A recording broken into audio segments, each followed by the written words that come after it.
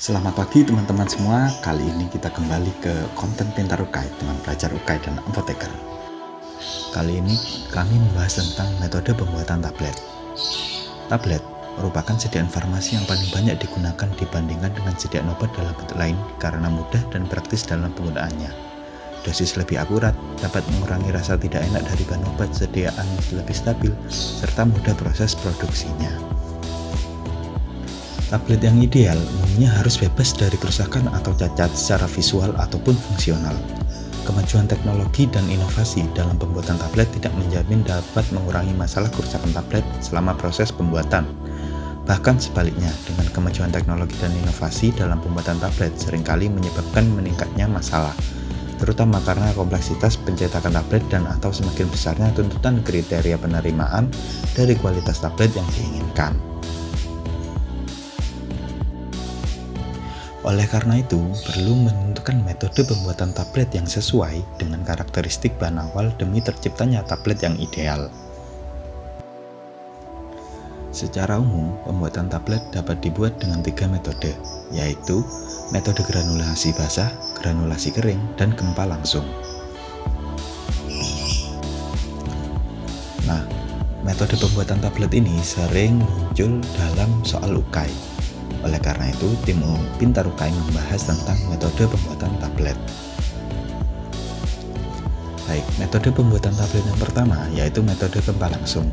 Metode gempa langsung yaitu pembuatan tablet dengan kecepatan tinggi. Pembuatan tablet dengan metode ini memerlukan eksipien yang memungkinkan untuk pengempaan langsung tahap granulasi terlebih dahulu. Eksipien ini terdiri dari zat berbentuk fisik khusus seperti laktosa, sukrosa, dekstrosa, atau selulosa yang mempunyai sifat aliran dan kemampuan gempa yang diinginkan.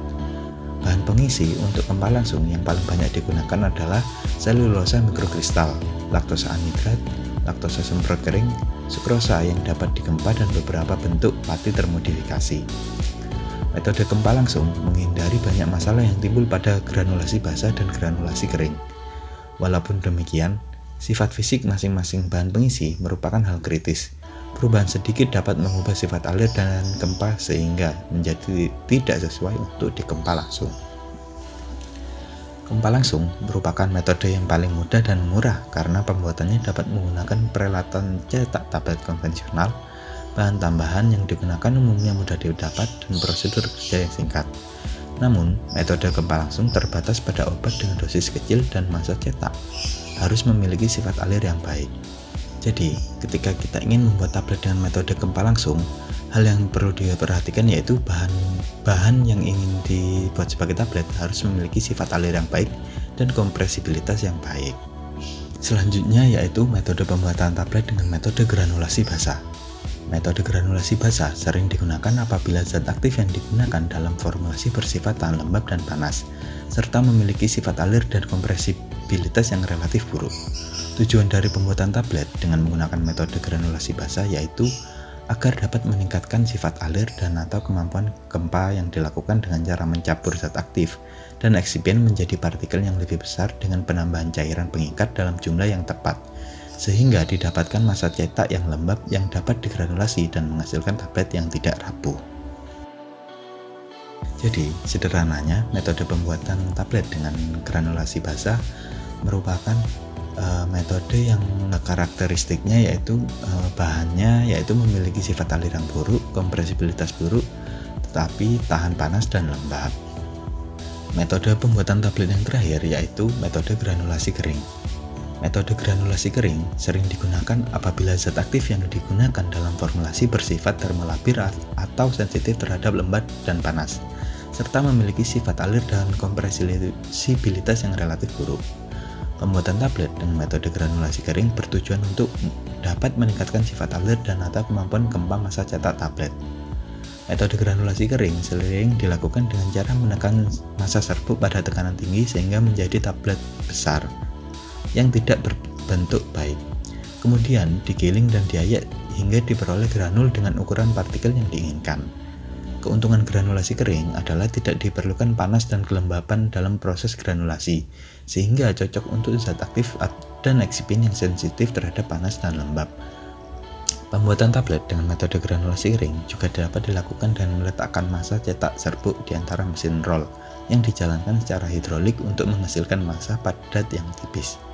Selanjutnya, diayak atau digiling hingga diperoleh granul dengan ukuran yang diinginkan. Sederhananya, metode pembuatan tablet dengan granulasi kering bahannya biasanya bersifat alir yang buruk, kompresibilitas yang buruk, tidak tahan panas dan lembab, atau sensitif terhadap panas dan lembab. Jadi, apabila kita mendapatkan soal tentang metode pembuatan tablet, kita perlu ingat saja kalau metode pembuatan tablet itu ada 3, yaitu gempa langsung, granulasi basah, granulasi kering. Untuk gempa langsung, bahan yang digunakan untuk pembuatan tablet itu memiliki sifat alir yang baik dan kompresibilitas yang baik. Jadi baik semua antara sifat alir dan kompresibilitas. Sedangkan untuk granulasi basah dan granulasi kering, sifat alir dan kompresibilitasnya yaitu buruk atau relatif buruk. Nah, yang membedakan antara granulasi basah dan granulasi kering yaitu kalau granulasi basah itu tahan panas, sedangkan granulasi kering tidak tahan panas, seperti itu. Oke, sekian materi kali ini tentang metode pembuatan tablet. Kurang lebihnya mohon maaf dan selamat pagi, salam pintar UKAI.